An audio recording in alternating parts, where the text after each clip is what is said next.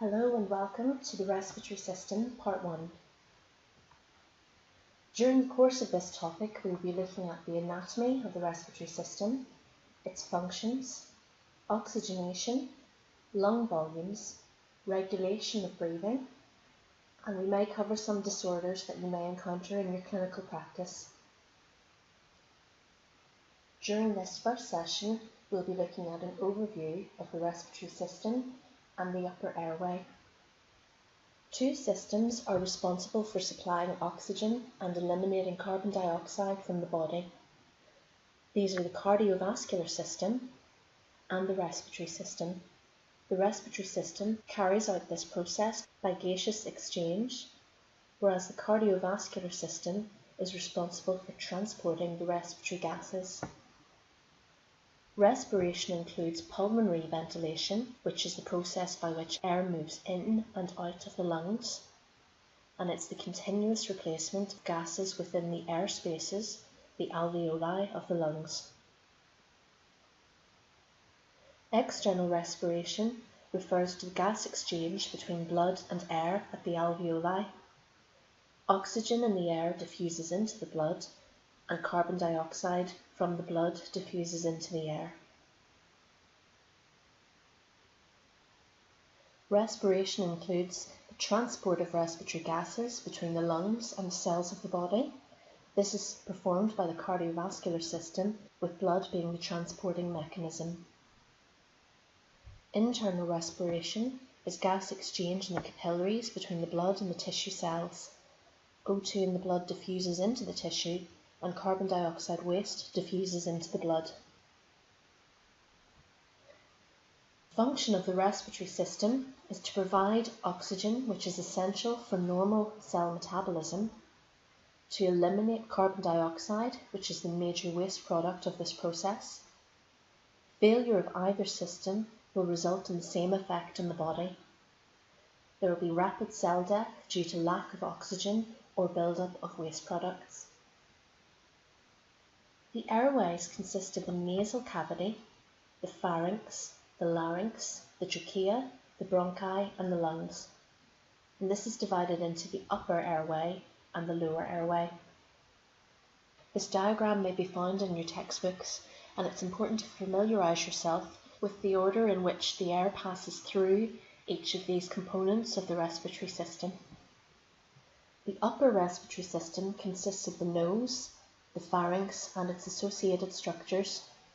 The nose is formed with a bony framework, and this consists of the frontal bone, the nasal bones and the maxillae, along with the cartilage and the skin.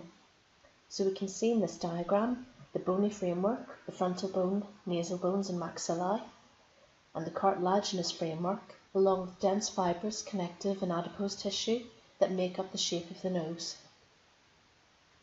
The nasal cavity consists of a vestibule just above the nostrils, and this is lined with skin containing sebaceous and sweat glands and nose hairs.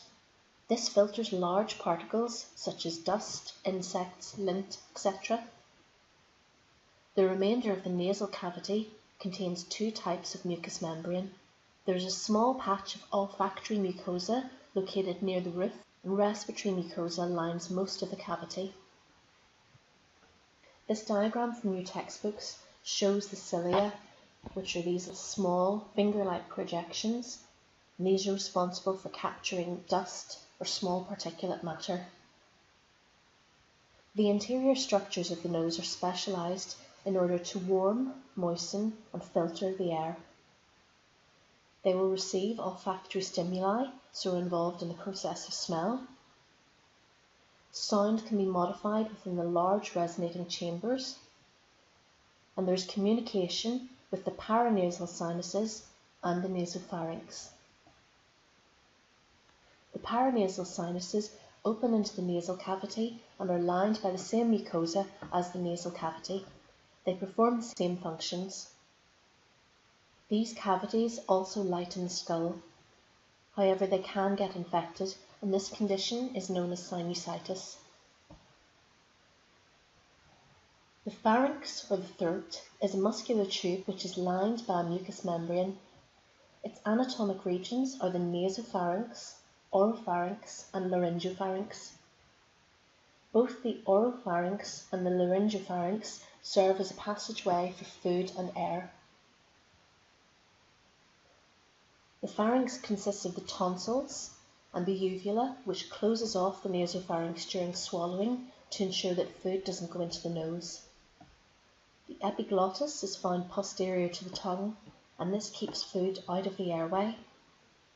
As the oropharynx and the laryngopharynx serve as a common passageway for food and air, it is lined with stratified squamous epithelium for protection. This diagram is available in your textbooks, and I've highlighted on this the key components of the pharynx, namely the nasopharynx, the uvula at the back of the throat, the oropharynx, the epiglottis, which blocks off the esophagus, and the laryngopharynx.